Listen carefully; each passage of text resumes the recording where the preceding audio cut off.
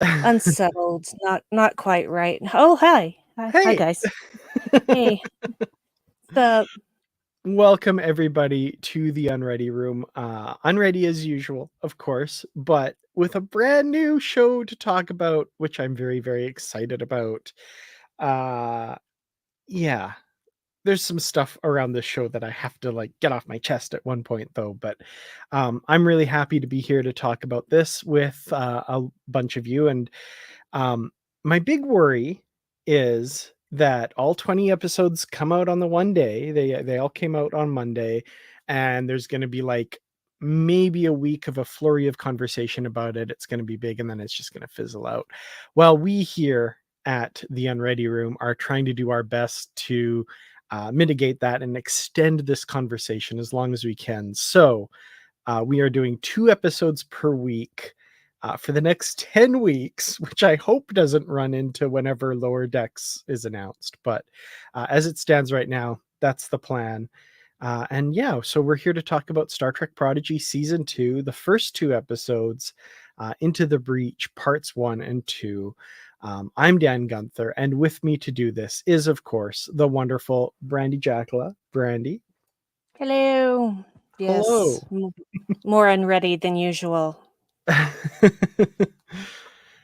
I mean, we all are. It's been a week. You know, everybody I talk to, every single person I've talked to, it has been a week.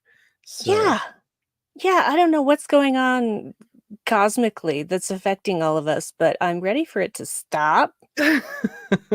Just Uh stop. Just I stop. mean, I yeah. There's so much Mhm. going on in the world right now that like I think everybody's just a little bit overloaded. Um Not to mention overloaded, speaking of overloaded, with 20 episodes of a television show all dropping on one day, which has never been done for Star Trek before. This is uncharted territory. Yeah. And the number of people that I saw by the end of Monday who had watched all 20 episodes already just kind of blew my mind. I'm one of those people. Oh, that's amazing. I was not that ambitious. We're up to episode 11, I think 11 or 12 Mm. right now. Episode 12. Yeah, we watched anyway. Um but yeah, so like I said, we're going to extend this conversation though. So we are just talking about the first 2 episodes into the breach. Now, my fellow Canadians, this is so frustrating.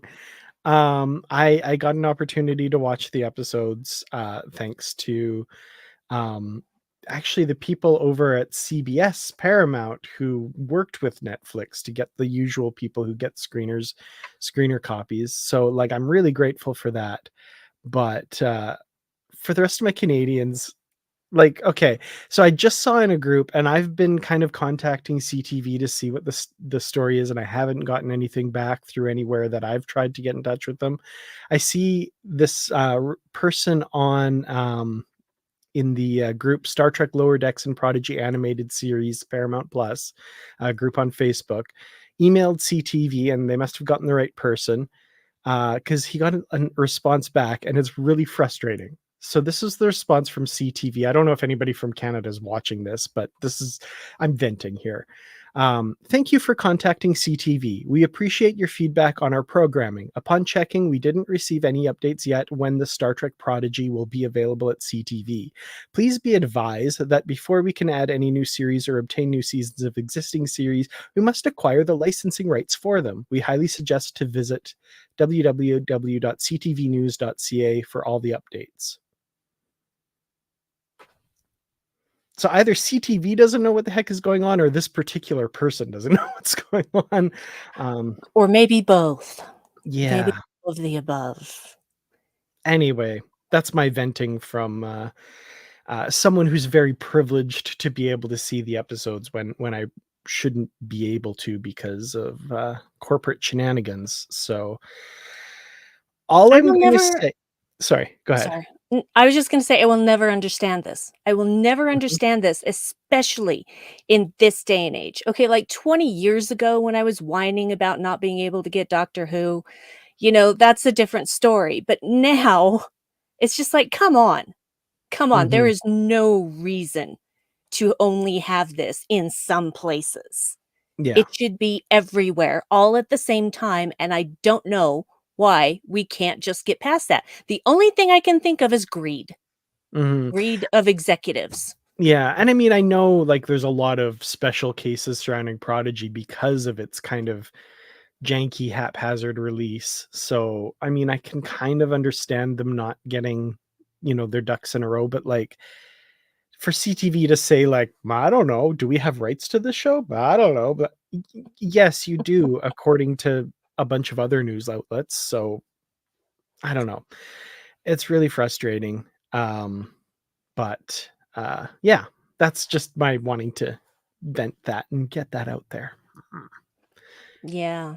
I had to wait like all the rest of the podunks who didn't get screeners because apparently Netflix did not deem me worthy.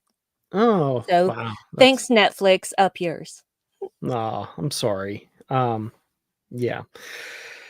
Well, at least it's not your entire country, I guess. I know. I know. I know. Oh, boy, that's annoying. It is. Well, let's put all of that aside and, let's talk about episode 1 of season 2 of Star Trek Prodigy, Into the Breach, part 1, written by Kevin and Dan Hageman, the creators of Star Trek Prodigy, and directed by Ben Hibbon. And, yeah, um, so jumping in right away, we've got, all of our, Academy hopefuls, I guess, where we last saw them, which was, studying their various areas that they want to, succeed in Starfleet. And one by one, they each get a message from Janeway saying that, like, hey, we want you aboard for this special mission. Aboard what? We will find out very soon, which is exciting. Um, and yeah, each of them are in the middle of a lecture or security training or what have you, except for Dal, who's skipping class, I guess, and watching ships fly by, which is setting up what I think is going to be another season of me being just mildly annoyed at Dal. Not like really, really mad at him because I get what they're doing with the character, but just mildly annoyed with that guy. Well, since you haven't watched the entire season, I can say nothing. Well, I mean, I've watched most of the rest of the season, but uh, for the purposes of this discussion, we're just keeping it to the first 2 episodes anyway, so Yeah. no. Um, so yeah, mildly annoyed. Rock Talk though, love to see her. I love her enthusiasm. I love how into this she is, and even though she's been called away on this mission and she's in the middle of a lecture, she still has to kind of finish the lecture. Like she's still like she doesn't just throw away her pad and run. She's like, "Oh, okay, here's the quick bullet points for the rest. Okay, bye." Yeah, that's one of the things I love most about her. She is my favorite character, and, I don't pick favorites lightly. Uh, and just the fact that she is just so in her element now. She knows her purpose, and she is excelling at it, and she is thriving, and I love she's just without guile, really. It's a Mhm. beautiful thing. It's just a beautiful thing, and she's a beautiful character, and I love her so much. Absolutely. Um, Zero, of course. I love Zero. I think they're one of the coolest characters. I love their again, kind of similar to Rock in this kind of enthusiasm and wide-eyed Mm, wonder at everything, right? And I guess that's one of the things I want to talk about with this show in general too, is a lot of the stuff we've taken for granted in Star Trek over the course of almost 60 years now. Um, these characters are coming to it brand new, which was a lot of what season 1 was about, but it's continued in season 2 here.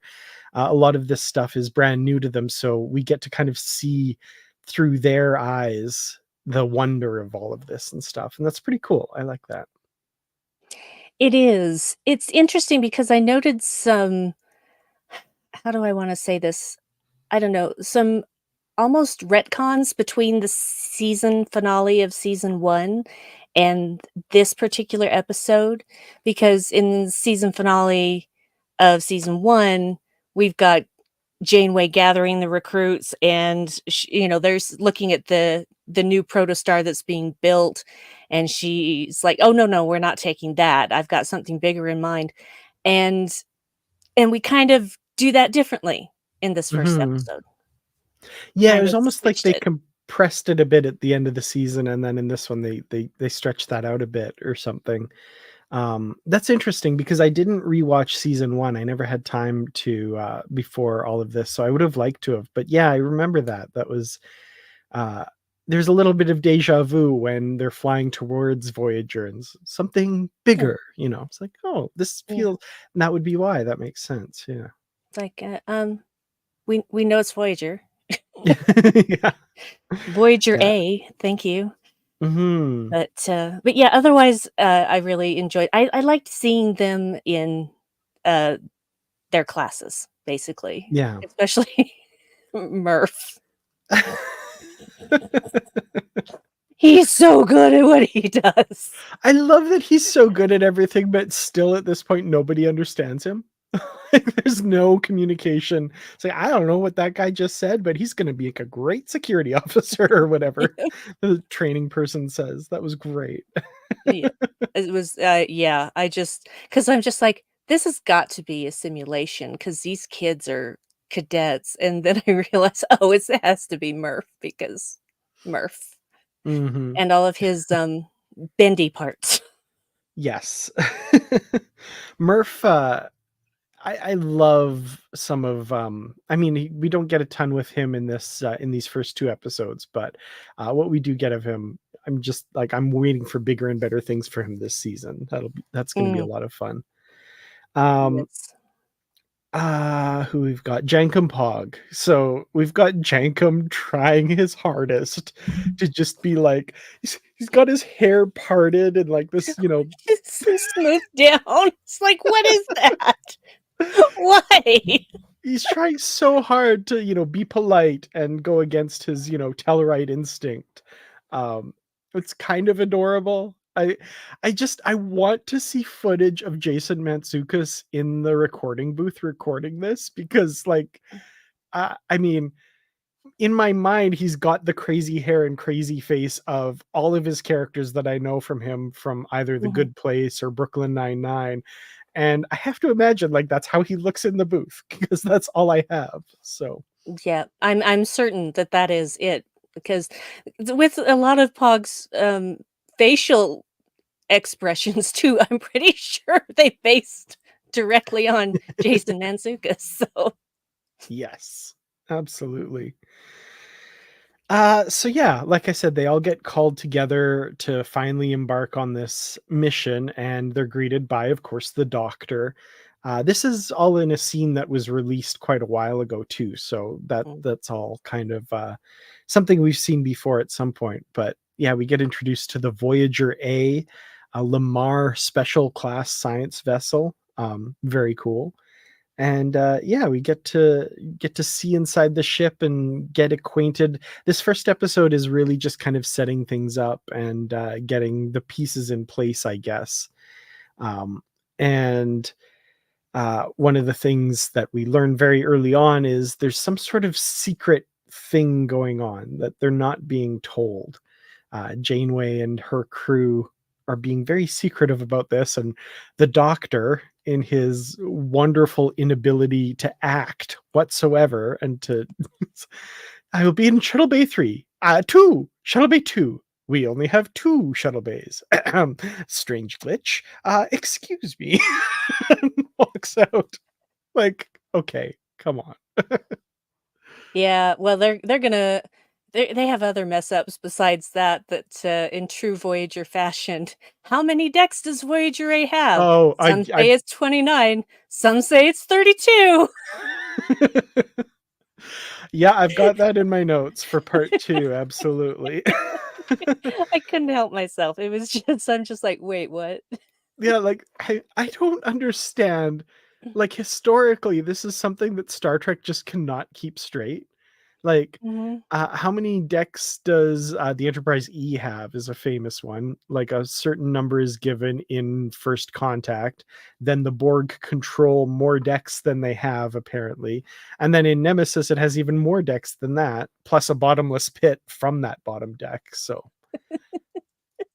the less said about Nemesis, the better, though.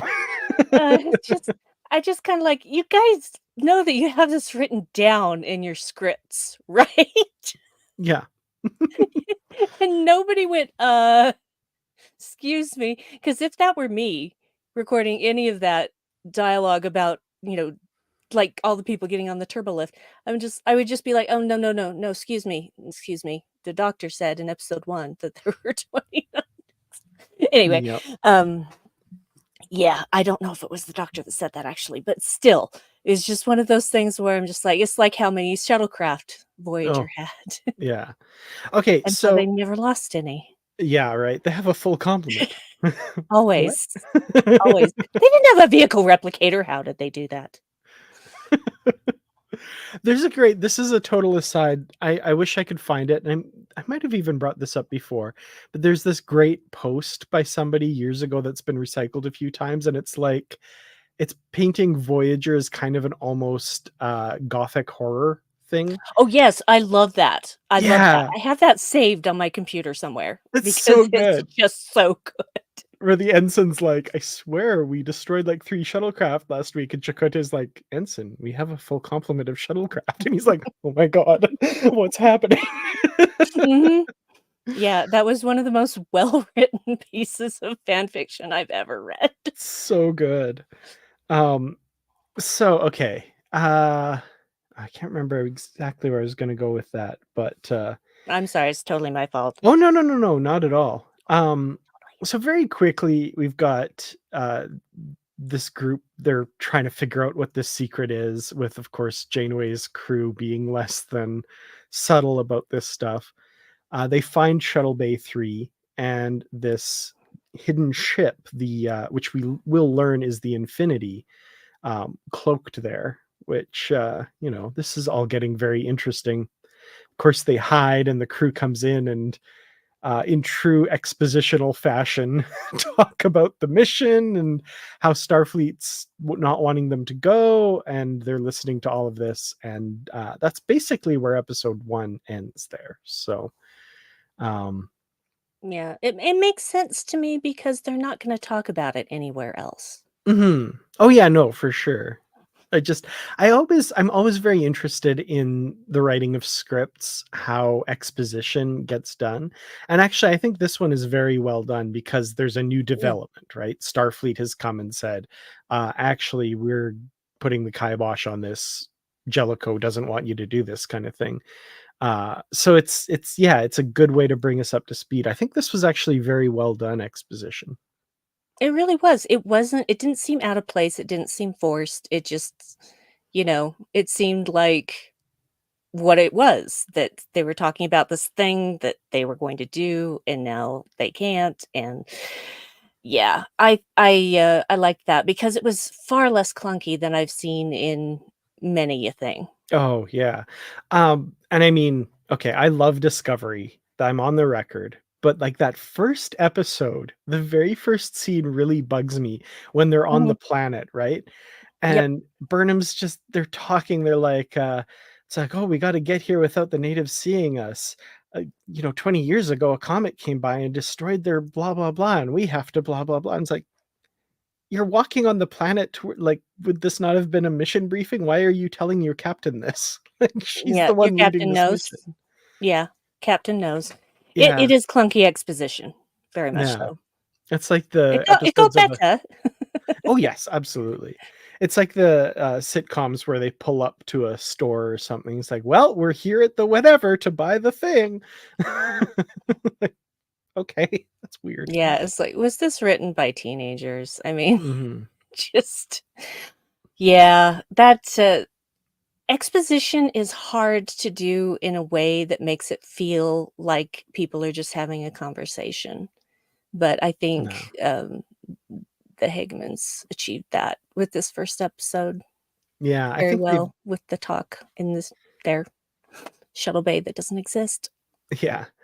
I mean, yeah, the writing for this show is top notch. I think people who are sleeping on this and not watching it because it's a kids show are missing out, I think, on some of the best Star Trek we've gotten in a long time. And that's saying something because we've gotten some really good Star Trek. And like, but this is really good.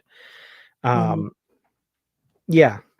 So we'll move on to episode 2. I kind of I've decided to do this thing, and usually these talks are very um unscripted, free form kind of thing. But I have decided I'm not doing videos on my channel for each episode. Instead, I'm going to talk about the Easter eggs in each episode and the canon references as we go. So I have quite a bit of a list for this first episode. Yeah, right? It's actually significantly shorter for the next episode, which is surprising, but this first episode is chock full. So, the very start of the episode, Rock Talk is giving that lecture, like she's giving a presentation. She talks about Lieutenant Larkin being unable to stop the breeding of the Tribbles. So, that's Larkin from The Trouble with Edward Larkin from Mhm. the Short Treks episode, referring to the Tribbles as Polygeminus Rex, which is the Latin name for Tribble. And apparently, Rock Talk figured out a way to stop them from breeding. So I wonder if in the 32nd century, Lieutenant Christopher's Tribble has been spayed, according to him, using this procedure that Rock Talk came up with, which I think is kind of cool. Oh, and I think Brandi might have frozen, or I did. I'm not sure. Oh, there we go. Yeah. I don't know if that was me or you. I think it was you because everything went down on my end. Okay. Okay. We've got, of course, the Doctor from Voyager, and he gets in a quick there. I'm a doctor, not a butler. So that was a Mm. nice little reference Won't there. be his last. No. We've got Dahl using the phrase timey-wimey, which is from Doctor Who. That was nice. The Voyager A Lamar class, named after Hedy Lamarr. The original Voyager is a floating museum, which we saw both in Lower Decks and in Picard Season 3, which is kind of cool. 29 decks.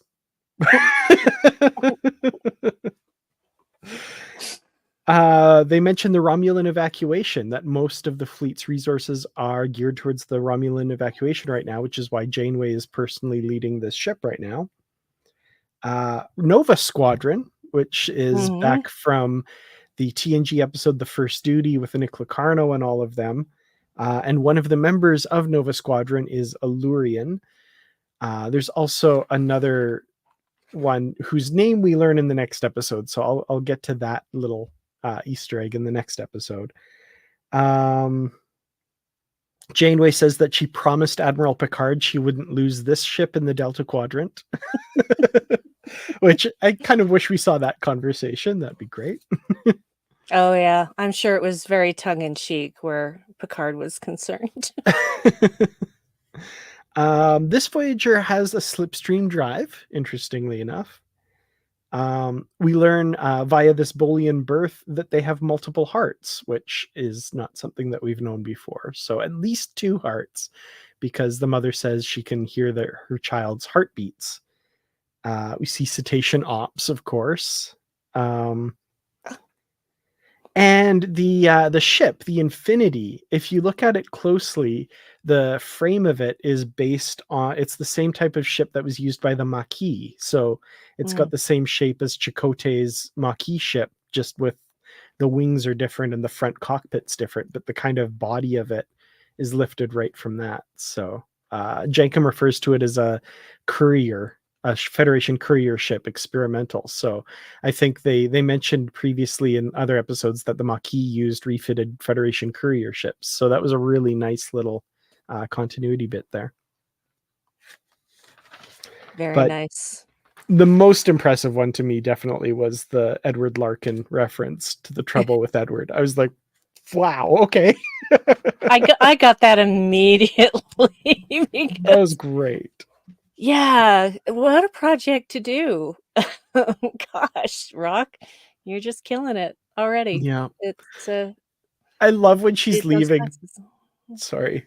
No, go I ahead. love I love when she's leaving too and is like, "Basically, I solved the problem of triples breeding, bye." Like, the voices are like, "Did she just what?" Gotta go! That was great. Uh, Yeah, I think because it's part 1 and 2, we'll just rate it all together at the end. agree. Okay. So Into the Breach part 2. We saw Gwyn briefly in episode 1 when Dahl communicates with her, but in this episode is where we finally catch up with her on her mission to Solum aboard the shuttlecraft. And she's going to make first contact with Solum to make things go more smoothly than the first time around that kicked off a civil war, basically. So that's what she's there to do. She's kind of worried about it, but this Trill Ensign is kind of helping her through this. Um, and yeah, so she beams down. I love the transporter effects, by the way. I know, like, what a thing to get giddy over, but like the transporter effects we see this season, really cool.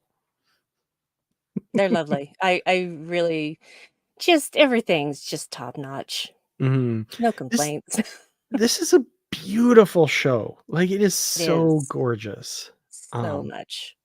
yeah, the animation is incredible for sure. Um, so that's going on there. She's introducing herself to Solom, but when she's kind of brought before the council or whatever, Essentia is there and has Big shown surprise. up beforehand yet to kind of say like, oh, there's going to be an imposter coming, and she's set Gwyn up to fail spectacularly here. Jamila Jamil, I love her. Like, she's so She slimily evil in her voice. I It's know. so good. She really is so good at being evil, like Mhm. fruits of the devil. She's just perfection, with this voice, really very much so, and it's, I think she's probably gonna get a lot more work along that vein because she's just too freaking good at it. Yeah, definitely. Um, yeah, what it was oh, she was the villain in She-Hulk as well, or like Mhm. one of the minor villains, I guess. Yeah. Titania, right? Or Mm, yeah, I think something so. like that? Yeah. She's really good. I loved her in The Good Place, of course, as well. Not a bad person there though, although maybe a little bit socially. Anyway, we're not this isn't a bad place video or good place video. Spoilers. Anyway. Wow. Well, yeah, way to ruin it for everyone. Oh my goodness. That was great. Um anyway, so we've got um back on Voyager, of course. They're at the wormhole, and this interesting thing appears and warns Janeway not to enter the wormhole, which so this is my first time watching it again after having watched most of the season, and of course we're not going to say now because maybe there's people following along that are just watched the first 2 episodes, but like the voice, I was like, oh, it's that person this whole time. Anyway, that's all I'm going to Mhm, say. I was just like, oh, I did not catch that at all the first time, of course, mhm, mhm, but mhm. once you know afterwards, like retroactively, it's like, oh, it's that person, it's that actor, it's their voice.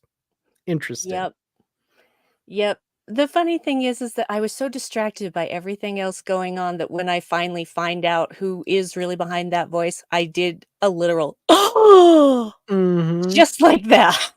I figured it out, like, right before it actually was confirmed, Yeah, but when it was confirmed, that was when, "Oh!" So, and we'll get there in a yep, few weeks. yeah, you have that to look forward to, folks. It'll be fun. It'll be fun. Absolutely. So we get this bit where Dal is in the ceiling listening to what's going on the bridge and falls through. Uh, but as his like little parting words as he leaves the bridge, it's like, we can talk about it later in Shuttle Bay 3. The door's closed or something like that. I was like, oh boy. Yeah. Well, how flimsy are those panels in the ceiling on the bridge that just a kid can fall through 'em? I mean, Yeah. maybe they haven't had a proper shakedown yet. Got a Star Trek 5 The Final Frontier situation with this ship here. So Janeway knows they're onto them and stuff, so they get called into this meeting where she kind of briefs them on what this is all about. So Chakotay is 52 years in the future on the other side of this wormhole on Solum, but they have to wait for him to send the protostar back in time so that all the events of season one get set in motion before they go through and rescue him. But Starfleet's kind of not wanting them to do that, but Janeway is ultimately going to make the call herself. But she asks if she can trust them to keep this under their hats until she makes that call. And yep, not a problem. Absolutely. And immediately thereafter, they're walking into the hallway, blabbing out loud about it. Um, and our Vulcan cadet from Nova Squadron overhears. And yeah, now they've got to rush to protect this secret. And their Dal's bright idea, I should say, is once they get to the shuttle bay to pilot this ship out and just park it in a different shuttle bay. It'll be fine. That'll all work out. Of course, Um, so simple. yeah. In the midst of this, of course, they get found out. They get the Nova Squadron cadets get there. For some reason, Dal still thinks they have to move the ship at this point and is still trying to get the ship to fly. Um, you're not going to keep it a secret at that point. They're in the cockpit with you. I don't get what he's thinking there, but that's okay.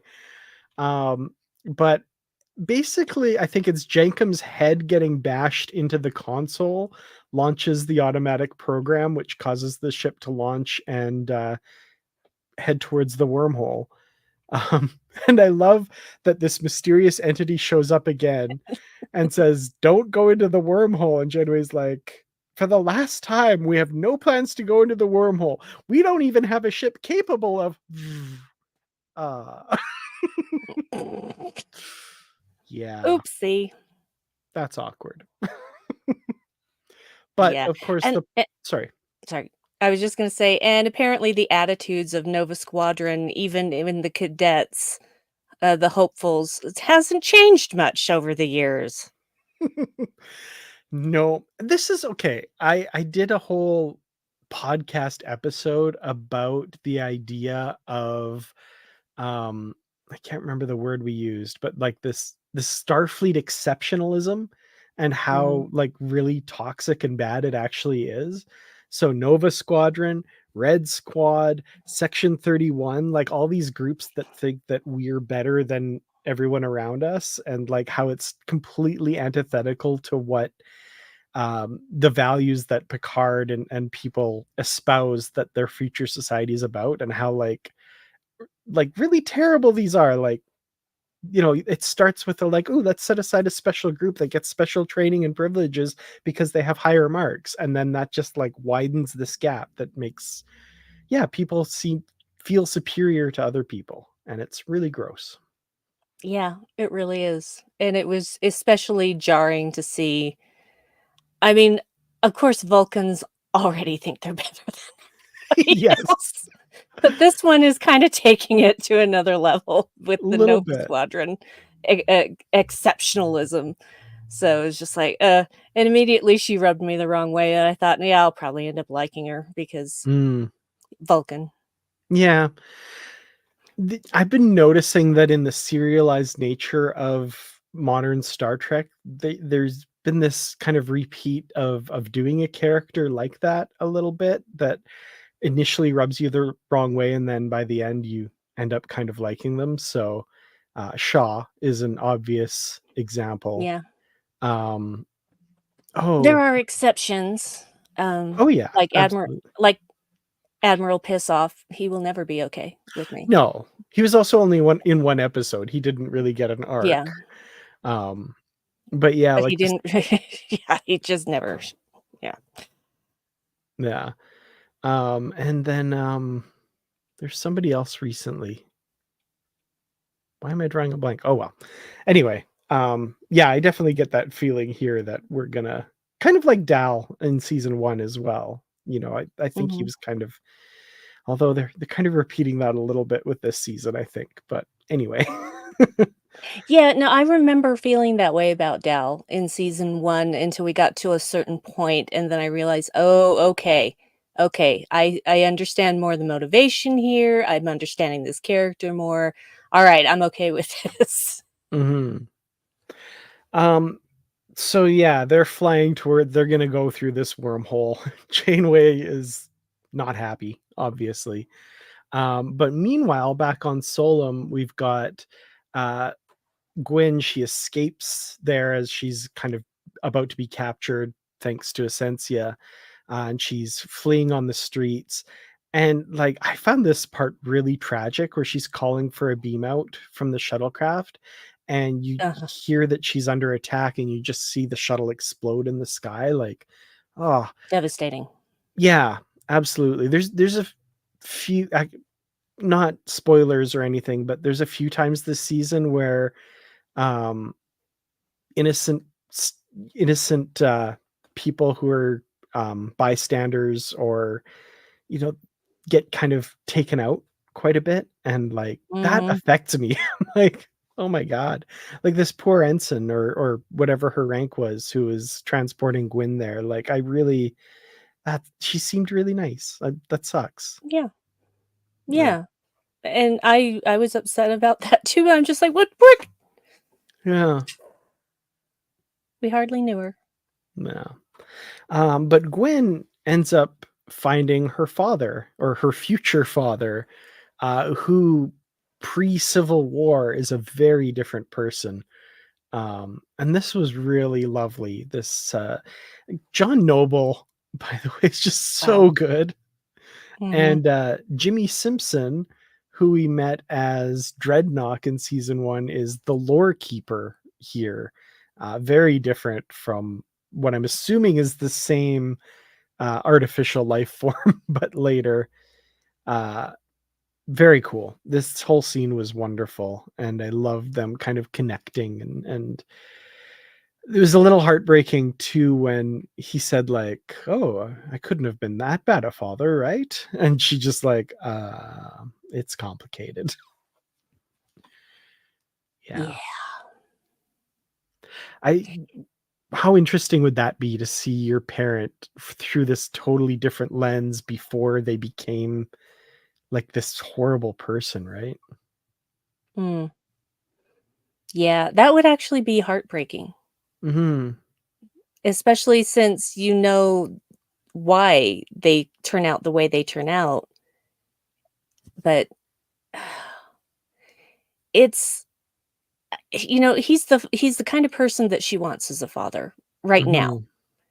and I have to wonder how much of this turn was actually in the future Essentia, Yeah. because she isn't just, uh, wrong in her way of thinking, she is evil. She Mhm. is evil. There is nothing redeemable about that character as she is in the future. Nothing.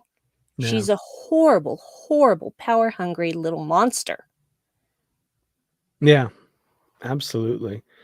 Um, I also love this is a great comment by, TJ here. I love that they made Ilthurin an astronomer in this to underscore that he used to be curious rather than afraid. Um, my th and this is not my theory, this is, something that I think is very obvious. Um, Curiosity is such a strong and powerful thing, and I think is the exact opposite of what you see in, you know, xenophobia and it comes down to a fear of the other, right? Mhm. People who are homophobic, transphobic, racist, misogynist, all of it is a fear, whether that's a fear of losing the power you have or a fear of something that is unfamiliar to you or whatever, right? And I love that curiosity is the flip side of that. Like love isn't the opposite of it. I think curiosity is the opposite of that. And I love that. Yeah. The astronomer angle was really good that he's looking up and he's one of the few that are looking up. That's really cool. Yeah, well, it goes back to that Walt Whitman quote of "Be curious, not judgmental." Mhm. Yeah, absolutely. So yeah, there's this ceremony, an ancient ceremony, because of course there is at Star Trek.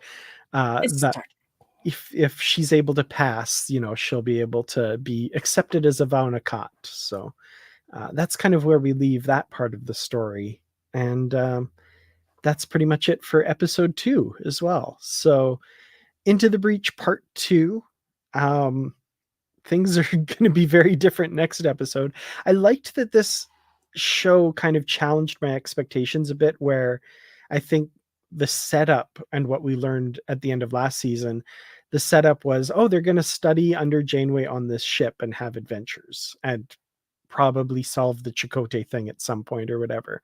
But like after 2 episodes, nope, they're off the ship. The group is split up. They're going back in time through a wormhole and all of this stuff is happening. I'm like, oh, I love this. I love that they've just, you know, it's an evolving story. It's not just a, you know, week to week adventure kind of thing.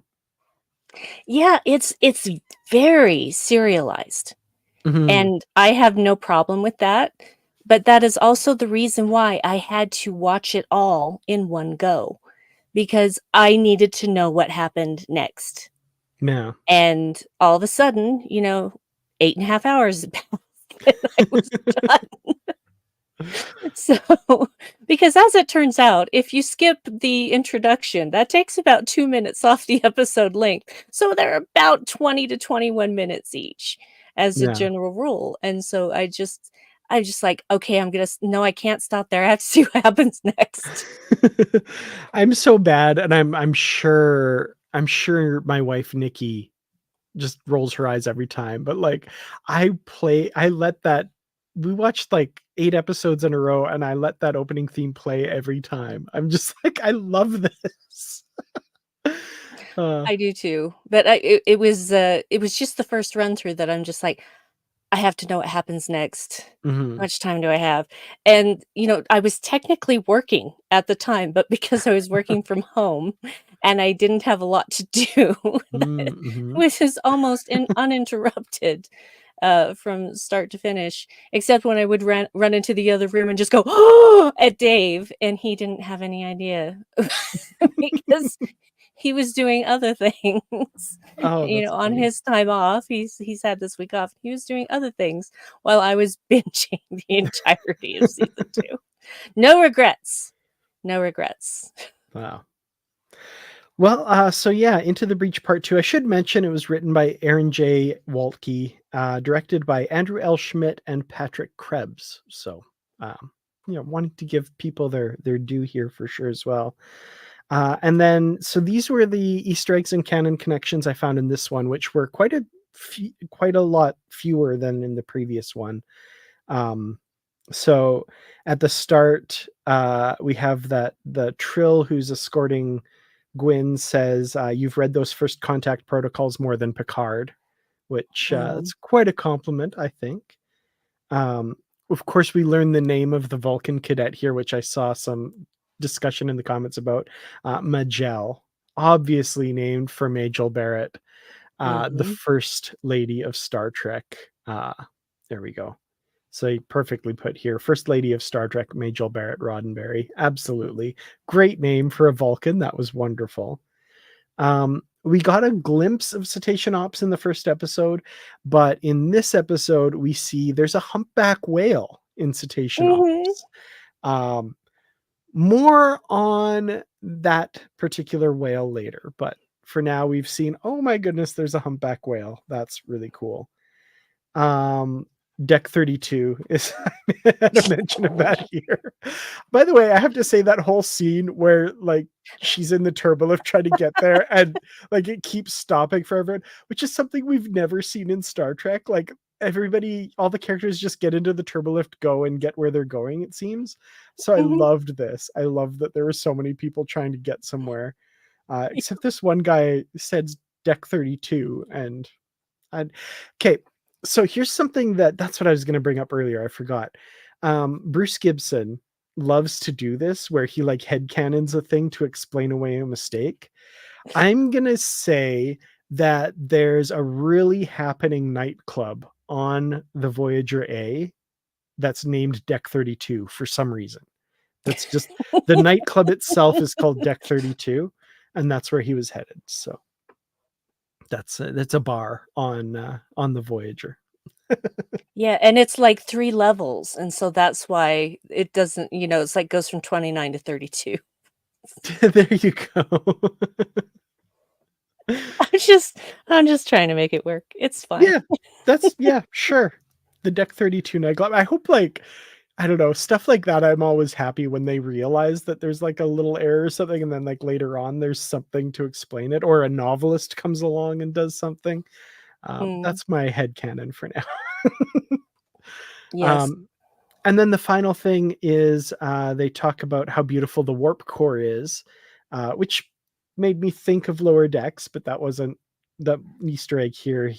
He says it's because Zero says it's because of the delta radiation that it's so beautiful.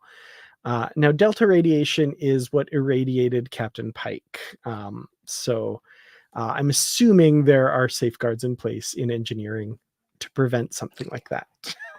Well, the thing is that Starfleet does tend to usually, not always, but usually learn from their mistakes. Yes, definitely. So that's pretty much it for these two episodes. I guess final thoughts, Brandy, and ratings, or a rating, I guess, for this two-parter. How do you think this ushered in season 2 for us? I think it's great. I think they had their setup episode and then it's off to the races and hold on tight because things are just gonna keep happening. And I was, basically when we got to Gwen and I thought, okay, well, she's gonna get to Solon. This is not gonna go well. It's not gonna go well. So I wasn't Mhm. surprised at all that it didn't go well. Yeah. And that's okay. That's okay. I was unfortunately expecting that and hoping that she would connect with her father, and so I actually was gratified that she gets the chance to see, who he was before he was poisoned with fear, Mhm. and, that was just basically her whole storyline is kinda heartbreaking right now. And Yeah. for much of the series, actually, but, that's the thing about these kids is they have a level of resilience that most adults don't even have. Mhm. They know what they've been through, and they know that they can just keep going. They they're smart, they're resourceful, and I couldn't love them more. So this, I think, was a perfect one-two punch to start the season. And, I will give it, one giant glob of Murph dripping onto Shuttle Bay 3's floor. And, for some reason, Tice is thinking there's just some kind of leak. Yeah. Hmm. And not once looking up to see where the Not source once. of this leak would be. Yeah. No. Yeah, I loved this. I was hooked right away. There's certain things that you kind of have to align your brain to again when watching Prodigy, and like I said, I think calling it a kids show is incredibly dismissive. I think it's so much more than that. It's a very family friendly show. It's a show that kids can watch, but I think there's so much here for any fan of Star Trek. And you do have to realign your brain a little bit and be like, okay, yeah, they're kids. They're gonna bumble and get into trouble and all this kind of stuff. These kind of tropes that are a part of this genre of storytelling. But once you kind of get your head around that and accept it as part of the story they're telling. This is so good and it's so much fun. Um, I also love how very clearly here, especially having watched more of the season, you can see how carefully they're setting up the stories for each of these characters, right? Like every character very early on has a thing that they're focused on, a thing, an issue that they're kind of swirling on around about.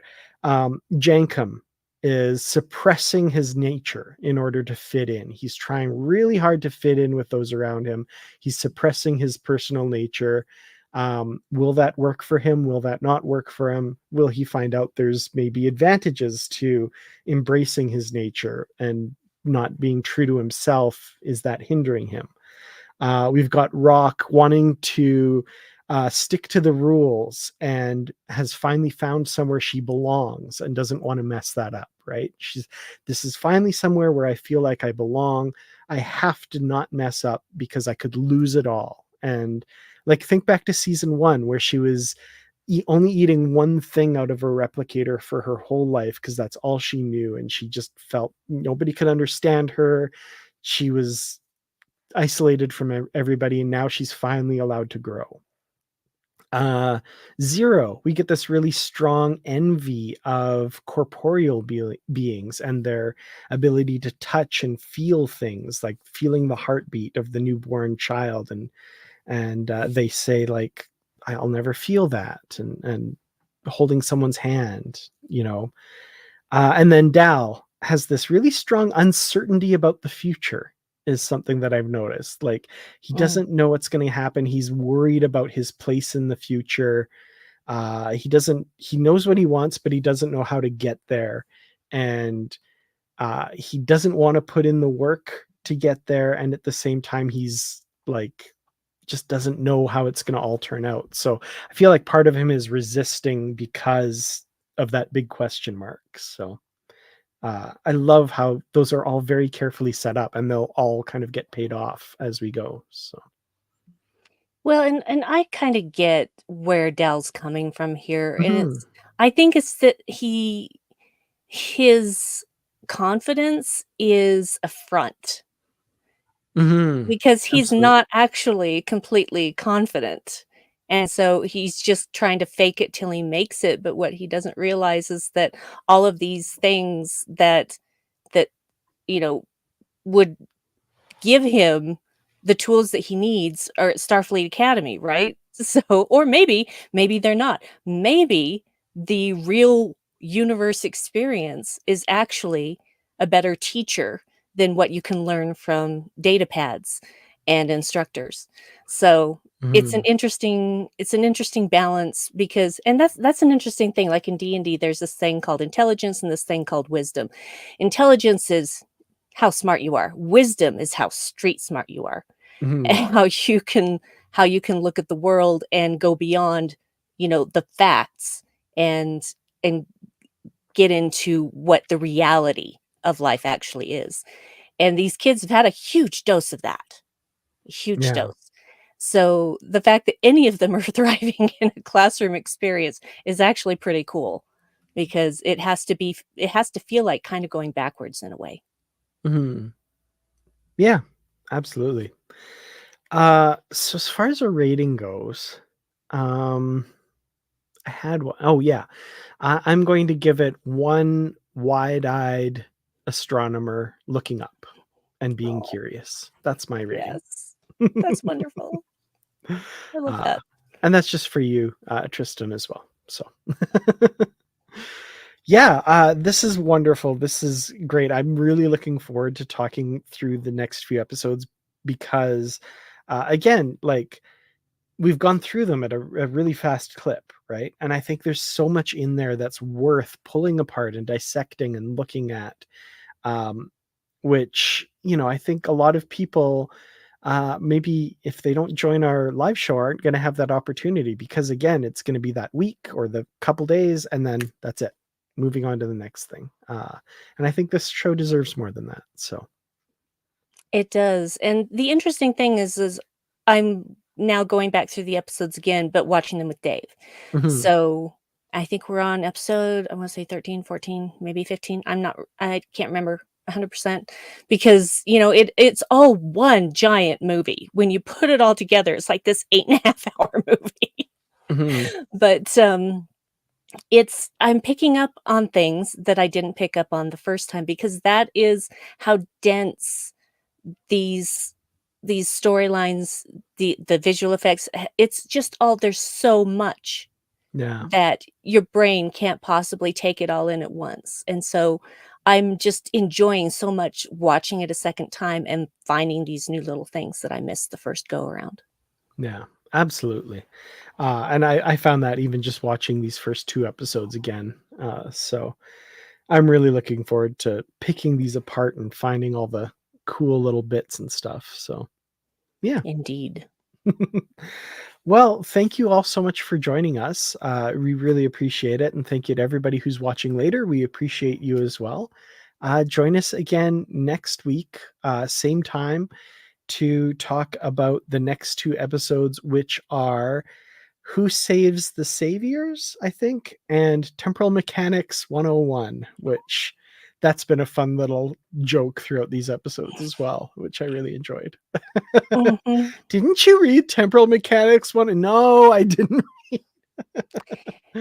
Yeah, someone still needs to explain to me why it's 101, why we're still adhering to that old college way of doing things. Like, why not just temporal mechanics 1? Why 101? Why are you still doing that? It made no sense in our time. Why are you doing it now? Yeah, it was fun. It's a shorthand. We get what they're saying.